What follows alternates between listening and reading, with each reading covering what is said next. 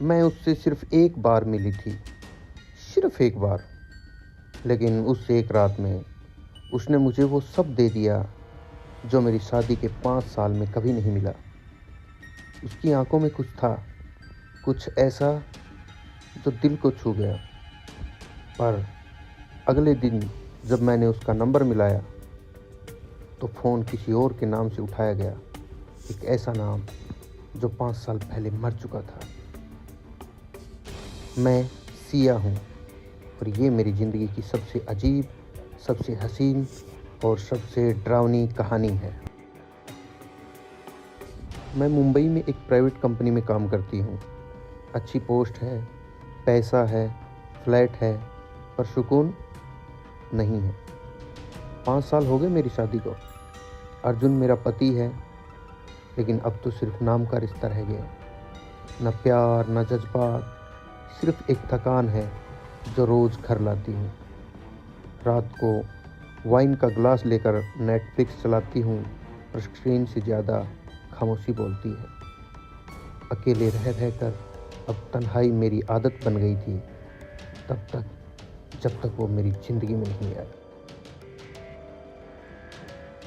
एक corporate party थी, सब कुछ सामान्य ही था। म्यूजिक, ड्रिंक्स, झूठी मुस्कानें। तभी मेरी नज़र उस पर पड़ी। तभी उसका चेहरा अजीब सा था, न ज़्यादा मुस्कुराता, न सीरियस, लेकिन आंखों में कुछ ऐसा था जैसे सब कुछ जान गया हो। उसने सीधे आकर मुझसे कहा, तुम यहाँ खुश तो नहीं लग रही हो? मैंने बस इतना कहा, तुम मुझे जानते भी नहीं हो।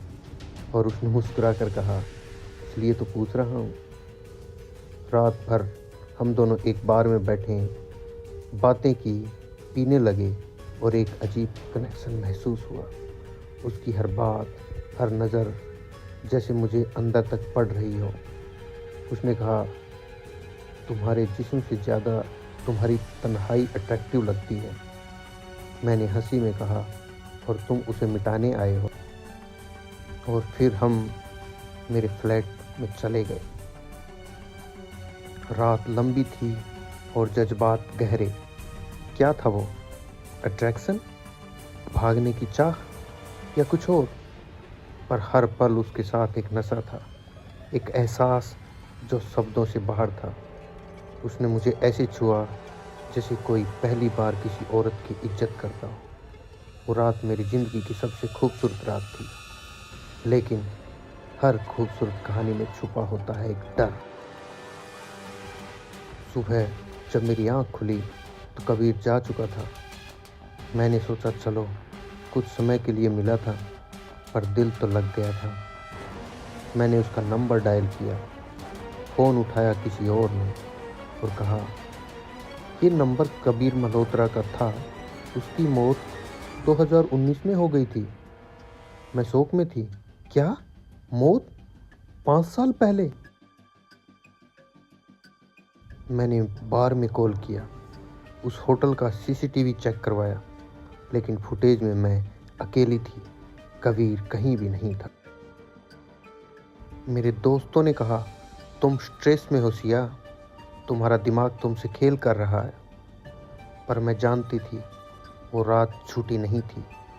फिर मुझे एक लेटर मिला मेरे घर के दरवाजे के नीचे से।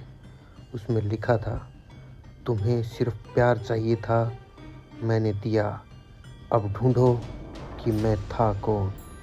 अब सवाल ये था, क्या मैं किसी भूत से मिली थी, या किसी ने मेरी ज़िंदगी से खेल खेला, या वो सिर्फ मेरी खुद की तन्हाई का एक रूप था।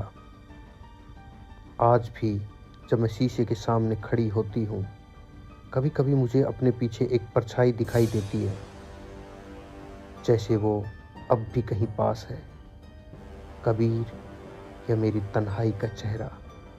कुछ रिश्ते एक रात के लिए होते हैं, लेकिन कुछ असर जिंदगी भर के लिए छोड़ जाते हैं।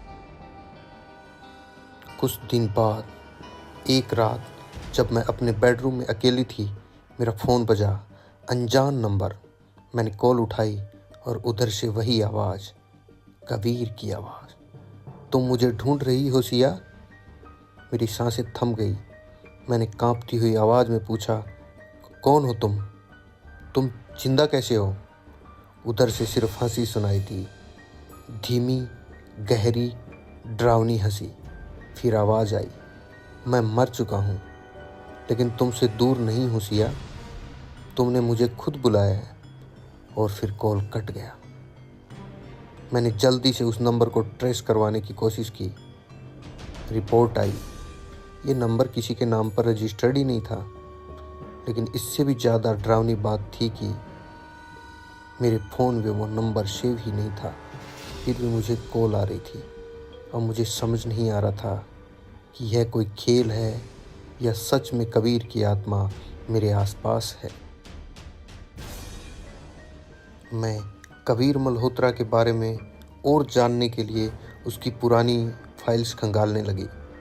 5 साल पहले वो एक लड़की से प्यार करता था जिसका नाम भी सिया था।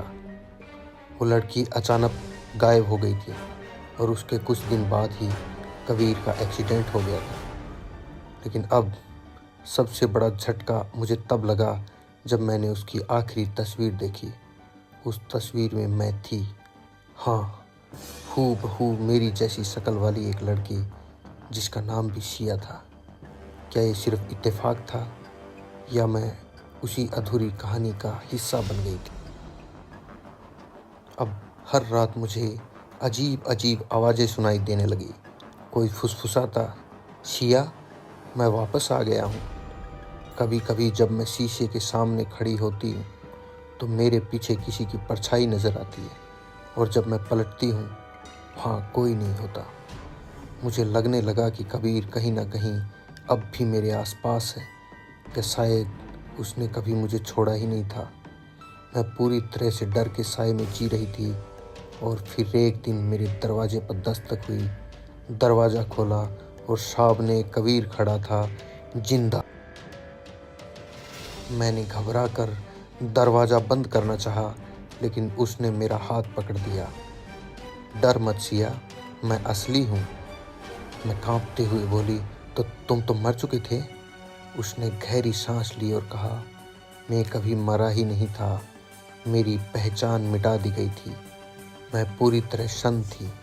कबीर ने बताया कि 5 साल पहले किसी ने उसका एक्सीडेंट प्लान किया था और उसे मारने की कोशिश की गई थी। वो बच गया था, लेकिन किसी ने उसकी पूरी पहचान मिटा दी। मैं तुम्हें नहीं भूल पाया सिया, इसलिए वापस आया हूँ।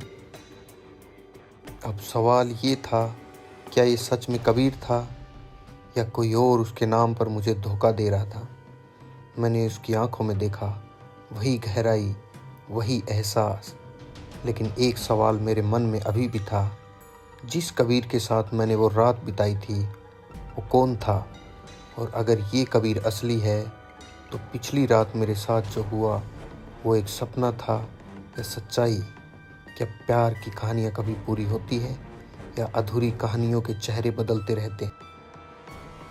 ये कहानी यहाँ ख़त्म नहीं होती, बल्कि यहाँ से शुरू होती है।